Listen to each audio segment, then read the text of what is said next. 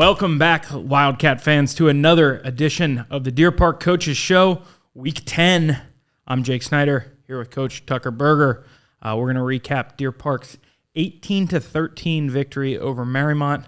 Look forward towards senior night on Friday night, this Friday, Tuck. It's final week of the regular season. No, it's and the stakes, frankly, couldn't be higher headed into it. So, looking forward to this one. And but to get to that point, you really had to win this game last Friday night. Yeah. I thought your team showed an incredible amount of perseverance. Got up early, kind of lost the lead. Never lost the lead, but lost kind of their footing a little bit. Take me through last Friday night. I mean, I thought we came out relatively hot. I mean, our defense came out, forced a punt, and then offense went down the field. We had a big fourth down conversion, which we'll look at, but, we kind of got stuffed down in that red zone, and, thankfully we got a kicker that can knock it through the uprights. So, I mean, those 3 points help, and the defense played really, really well, I thought, throughout the whole game, but especially in the first half, just holding them scoreless, and just kept giving the offense some chances. I mean, obviously it's weird to look out there and see we're not able to really run the ball efficiently, but we were able to throw the ball, which I don't think a lot of people expected. And I mean, it's just nice to see that we had to go to our left hand and kind of do some of the things you don't really associate with us to win the game. But I thought bouncing back from the Reading game, and actually getting back into a close game and pulling this one out just kind of shows the growth those guys have made throughout the whole year. For sure, no doubt about it. Like you said, Tink Sellers, 14 of 28 passing, 154 yards and 2 touchdowns. I went and did a little digging, by the way. The most throws in a game for a Deer Park player since Tyler Buchanan in 2016. He threw the ball 31 times. Jeez. But what's worth mentioning in that game, it was a 51-7 loss. Mm-hmm. Okay, so you were down. They were down at that point. They had to throw the ball.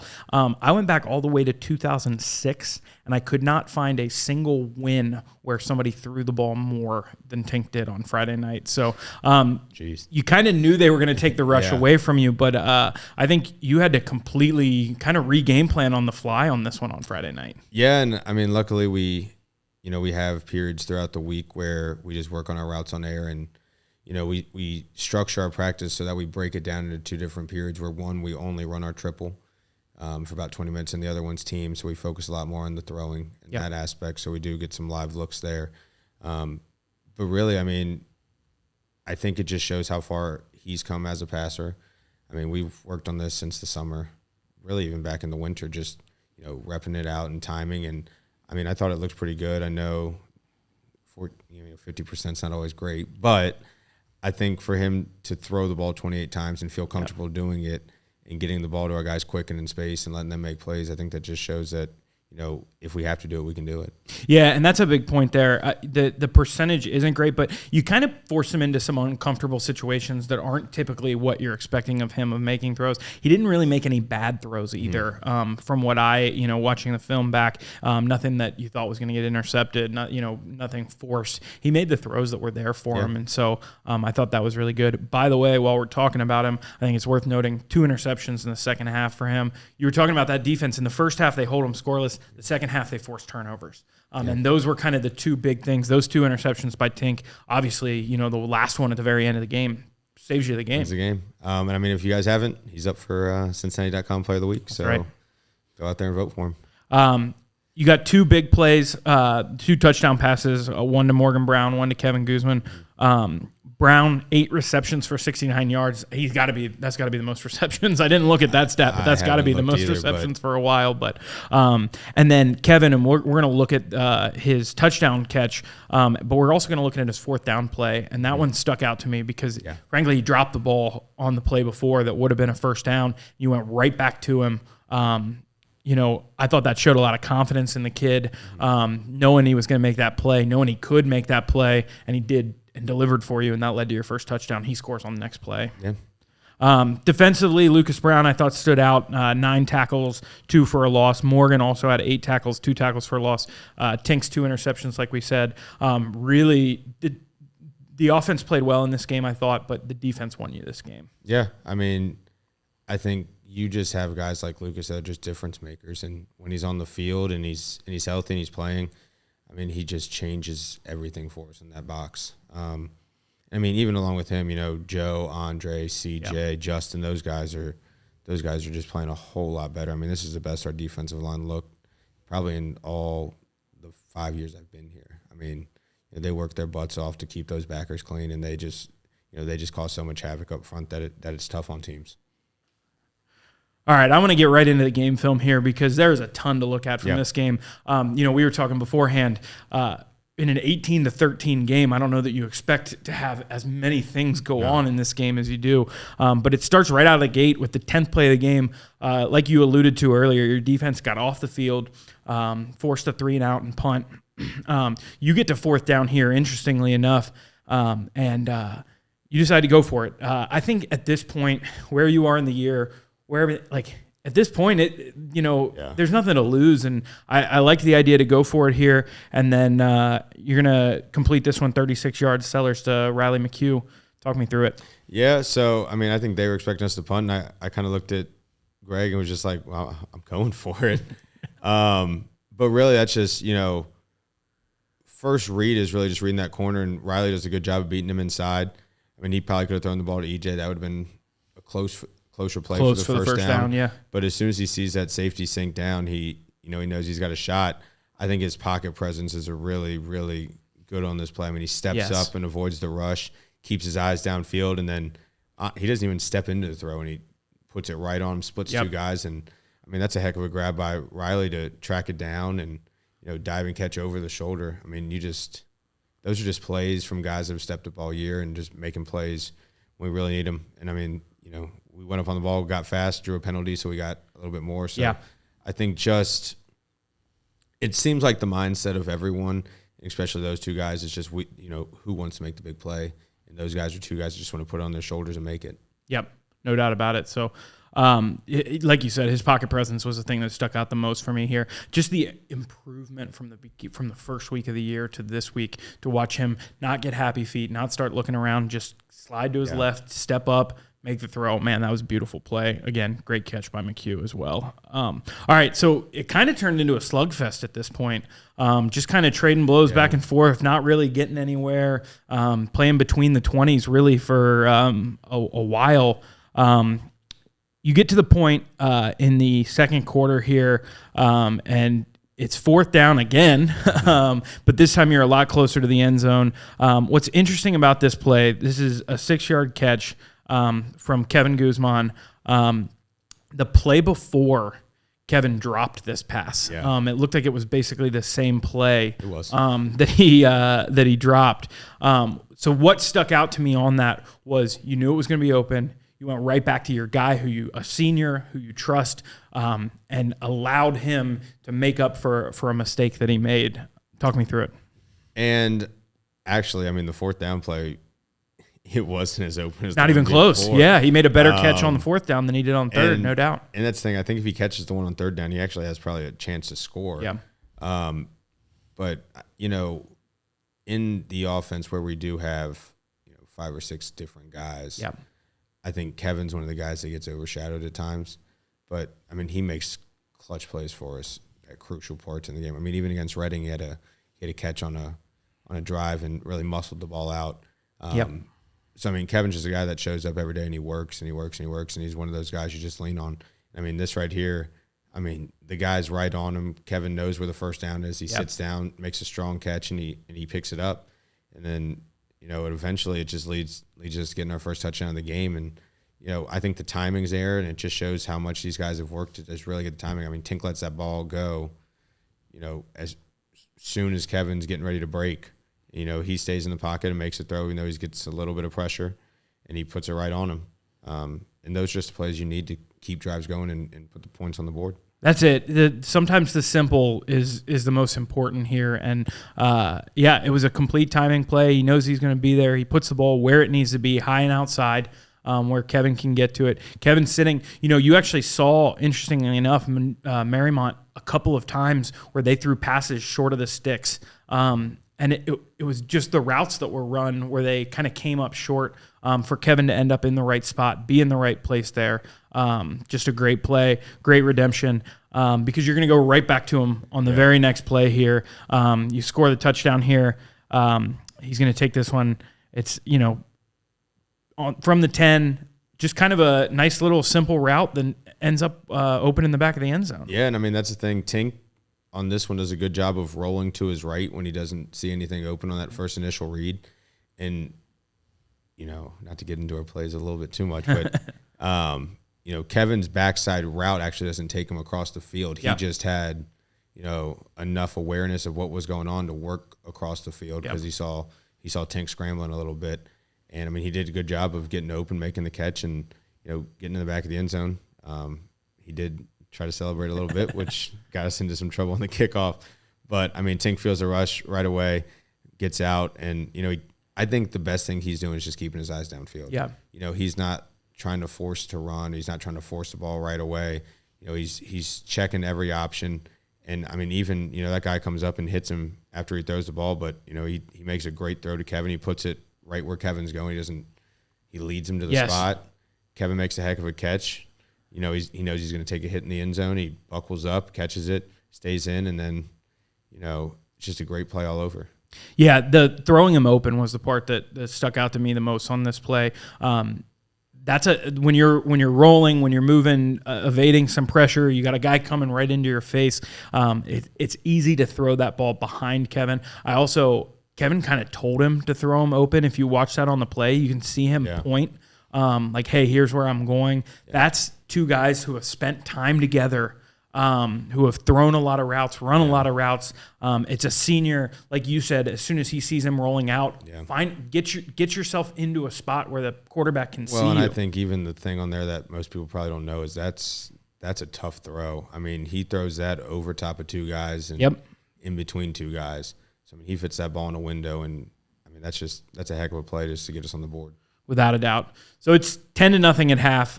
The exciting part of this game, not all happened in the second half, but you guys called it exciting. The second half of this game, as just a pure fan watching the second half of this game, was a ton of fun. What's crazy though is we're actually going to start with a play that overall really was kind of meaningless, but I thought was actually maybe the best play of the game. I can't believe you called the ball. This 17-yard catch from E.J. Gore. This is next level type of catch right here, and that's all there is to it. By the way, the throw is really good too. Yeah, and I mean, this is just another.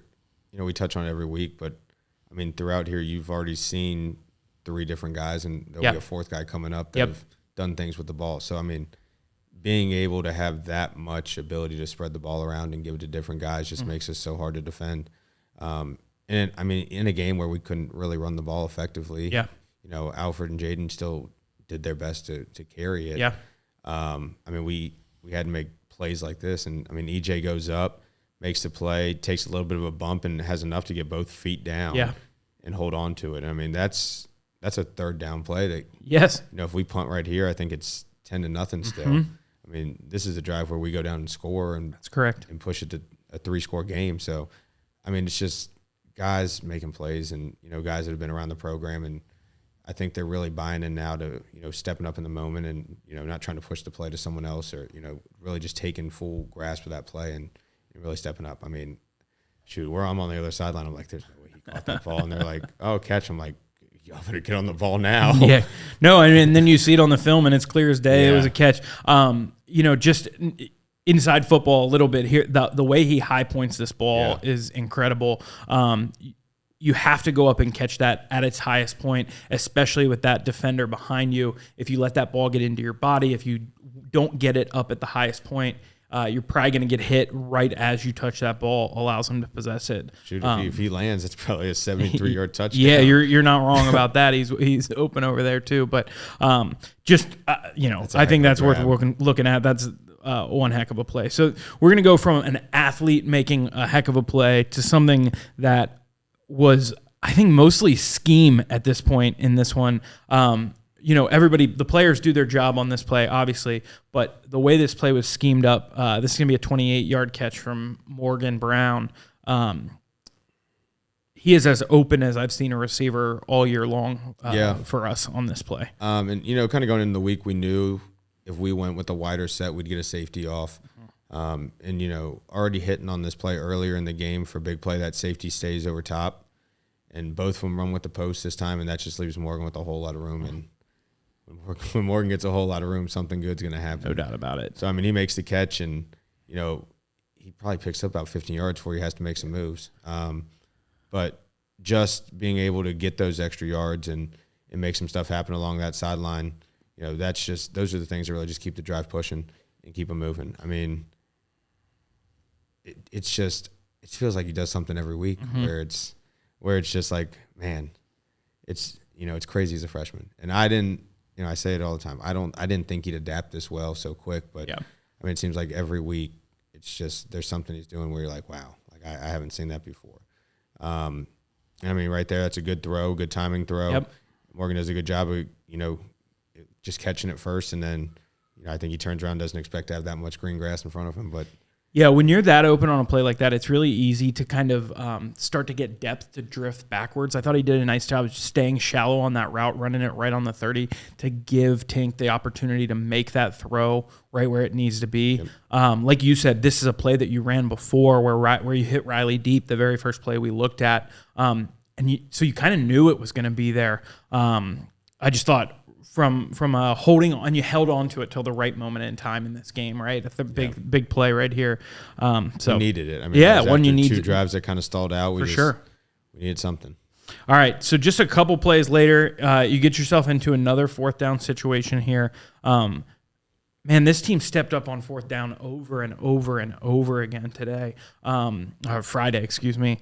This play right here, this is going to be Brown again on this one. This is, I think, maybe the only run that we look at in the entire thing here, which is crazy. But you want to talk about your freshman making a play right here. This is the one. This is the play of the game from a situational perspective. Yeah. This one really puts you in a spot to win this game. He should have been tackled in the backfield. That little hesitation that he makes right there is so good. Well, and that's just him reading his block. And EJ does a great job of taking that guy where he wants to go. I mean, the guy's trying to stretch it. You know, EJ does a good job of taking him out and also letting go of him is another part, right? That's a really easy thing when Morgan cuts that underneath. I mean, even Jaden's playing our slot, and he knows on that he's doubling that edge, but you know, he pops off and goes over there and clears a little bit of a gap for Morgan. And we actually, I believe, had taken a timeout right before this, and you know, the conversation, the huddle was, hey, we're going to try to get them to jump. If they don't jump, I'm going to give you a call from the sideline. Yeah. We're going to run jet. And I mean, I looked at him, I told him, hey, I trust you, get a play, make a play. Let's get it. And he said, I got you. Yep. Sometimes you just need guys to make plays, and he read that well. Your guys blocked that really well. That's a huge, huge moment in that game because 3 plays later, Morgan's going to take this one for a touchdown. So 3 in a row, Morgan Brown plays here. But I think this might have been Tink's best throw of the game. This is a heck of a throw right here. And, you know, I don't know if Ryan Hubbard watches this, but Ryan Hubbard, he sits up in the box for me. And we had talked at halftime. He's like, man, the seam's open. The seam's open. I'm like, I just don't know. You know, I don't like throwing it with the safety right there. And I called it, and I told him on the headset, I was like, hey, you're going to like this one. I told him, you're going to like this one. We're about to score. And Morgan does a really good job. I mean, we knew those guys were going to start bumping over a little bit once we got down here and started running some motions. And the play fake, Tink does a good job of getting it down there. But he pulls it out early enough as soon as he sees Morgan hit that window. And, I mean, he puts it right on him. Morgan takes the hit, bounces in the end zone. And, you know, honestly, if we don't get that, you know, we had already got stopped very on the different goal game line at that one point. time. So, I mean, that's a huge play. And that's just, you know, once again, 2 more guys stepping up. You know, we've already talked about Kevin stepping up, EJ stepping up, Riley stepping up on fourth down. I mean, now it's Morgan stepping up on fourth down again.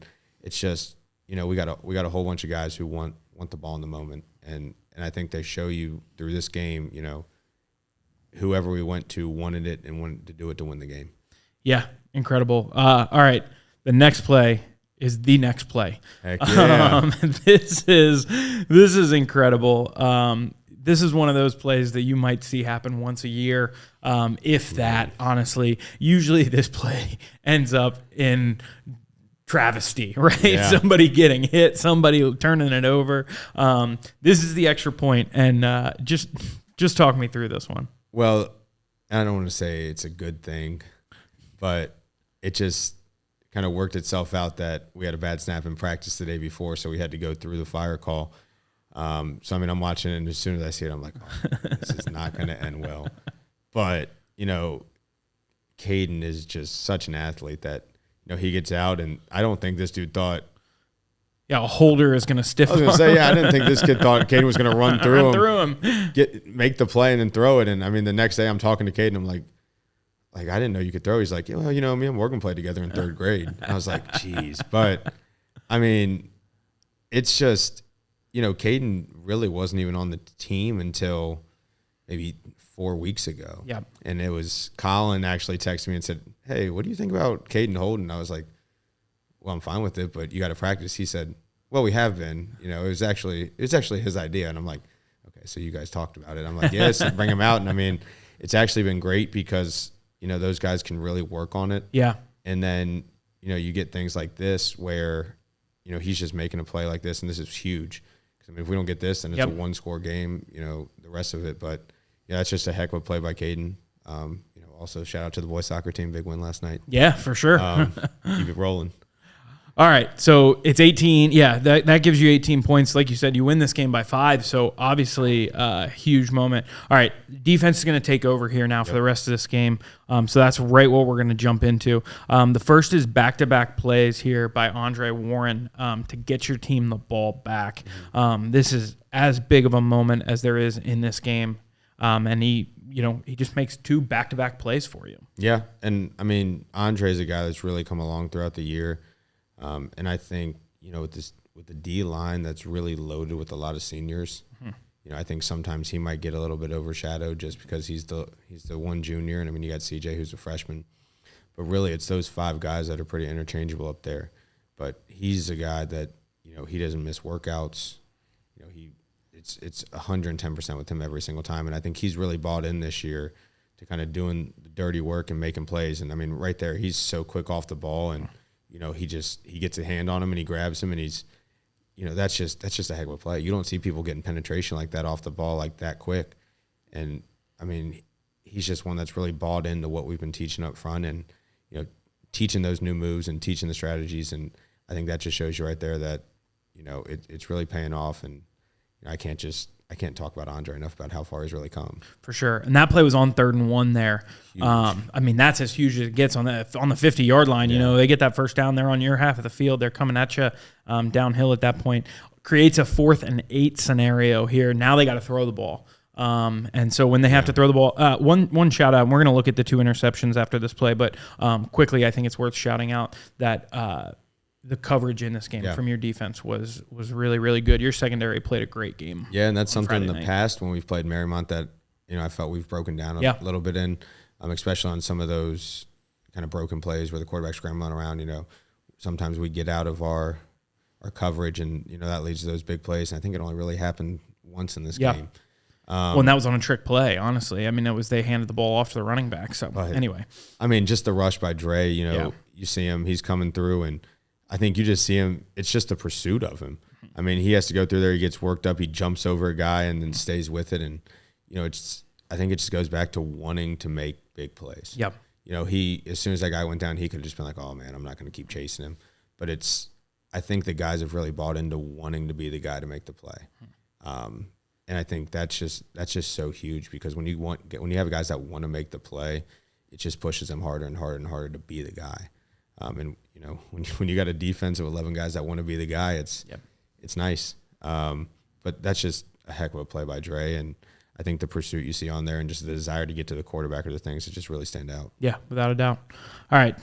Now, Mariemont gets down close to scoring here on their next possession. They're at like the 10-yard line. Things are getting a little hairy here at this point. Like I said, this is when things have started to get a little bit of excitement. And like you said, you know, over and over and over again, sometimes you just need somebody to make a play. And Tink's going to do 2 of them here on back-to-back possessions. But start with this one. Yeah. So, I mean, it's really one of those things where I thought our defense the whole game was really bend don't break. And you see here, I mean, Tink's at the bottom of the screen, and you know, he's dropping, reading it, and as soon as he sees that guy get inside of him, he makes a really good play. You know, we kind of knew where they were at with the quarterback situation, and Tink knows, okay, hey, I see him, he's getting ready to throw, I jump it. And then from there, he knows he's getting to the sideline and trying to get out. They threw a few penalty flags on here. I think there's a couple of them I don't necessarily agree with. But I think just getting the ball back and securing it and making a play like that just really, it really put us in a good spot where we didn't have to press too much. Right. So you are forced to punt on that drive. You get the ball back one more time here, or they get the ball back one more time here. Didn't pull that punt up, but I do think it's worth mentioning real quick that punt in the end zone, being able to get that thing off. I mean, with as much on the line at that moment, having to get that ball off. And he had to do it twice also. I think that just speaks to Colin and just how cool and composed he is under pressure like that. I mean, there's a lot of punters in the league that probably would have just, folded, dropped the ball. I mean, he scooped it up and then just kind of squibbed it off the ground and got it through there. I don't know how he got it through. He got it deep enough to where they were it turned into a real possession. Away. Right. And then you hold, which I thought your defense did an impressive job to get it to fourth down here. This is really effectively the last play of the game. Fourth down, they got to throw one up. And Tink, again, very similar, just goes up and makes a play. And on a pretty good throw, by the way. I think on the first down play, Guzman actually makes a really good play. Going across the middle, he dives, breaks it up. So that just kind of secured it. But Tink does a good job of covering the guy, and he knows he's got some safety help if that ball is thrown over top of him. But he's reading it, and, he just goes up. Another high point, by the way. High point. I mean, they practice that every single day, too. I mean, it's just – I love seeing that the things that they're working on individual just come out in the biggest moments. Yeah. Because it just shows all that muscle memory and everything they're learning that they're actually internalizing and using. I mean, that's just a heck of a play by Tink to just really put a cap on the game. No doubt about it. All right. Time to jump ahead. Ooh. Next Friday night, Madeira comes in. Madeira is 4-5. They're 2-4 in the CHL, and they've got wins over Finneytown and Mariemont. Sound familiar? We're twins. I mean, this game is – you watch the film, you watch these two teams. This thing is set up to be a battle. Both teams need to win this game as well. Everybody's feeling the same coming into this, and it's your last chance in the regular season with playoff positioning, playoff implications, everything on the line coming into this one. What are you looking at on Friday night? I really think it's just keeping the hot streak and really just it's really improving where you want to go for week 11. Yeah. I mean, we win, it's 100% in. We really only go up from there. Yep. You lose and you push down a little bit, there's still that 1% chance out there that we're out, but it's also, do you want to travel to the 1 seed? Do you want to travel to the 2 seed? And I mean, I think that's really the biggest thing is just being able to know how important it is, know what you're playing for. But it's also the seniors' last game at home. Yeah. I mean, there's a chance we have a home game, but it's very, very slim. Mm-hmm. But it's how do you want to go out and how do you want the season to end? I mean, I don't want to end 4-6. You guys don't want to end 4-6, so we might as well go out there and have some fun. And I think we've come too far just to let it all down right now. Yeah. And that's just kind of how it feels so far. I mean, it just feels like every week we've gotten better and better, and we've improved on areas where we struggled every single week. So, it just feels like this is a big game for us, and it's kind of a place where we put it all together. Yeah, for sure.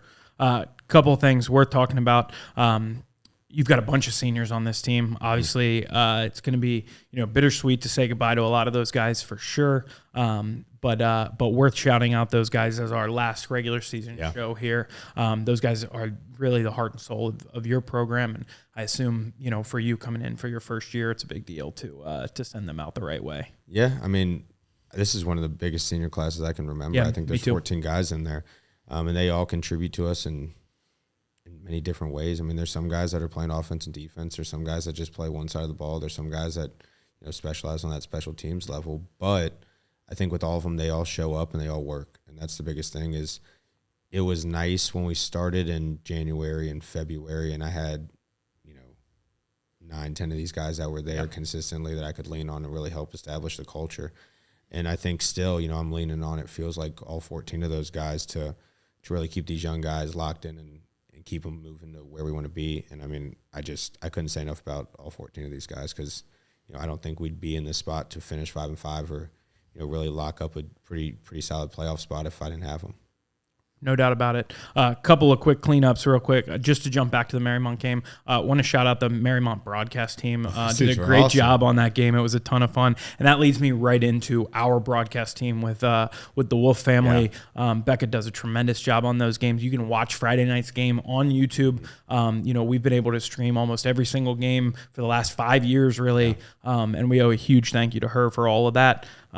Also, thank you for this. I plan on being back here next week with you, but just in case, I always like to close out the year. Make sure I say that this has been a ton of fun. It's obviously one of my favorite parts of the year. So thanks for being a part of it. But senior night, Friday night, 7 p.m., Harry Yegi Family Stadium.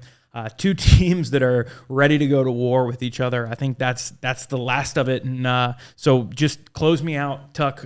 What's the message for your seniors, for your team Friday night as you're running out of the tunnel? Jake, it's real simple. Win. I'll take it. I love it. That's going to do it for this week's episode of the Deer Park Coaches Show, Week 10. Join us Friday night, senior night at Harry Yegi Family Stadium. Game time starts at 7 p.m. As always, follow us on YouTube to check out this show every Thursday evening. Go find us on Spotify, Apple, iHeartRadio. For all of us here at Deer Park Schools, he's Tucker Berger. I'm Jake Snyder, and we will see you on Friday night.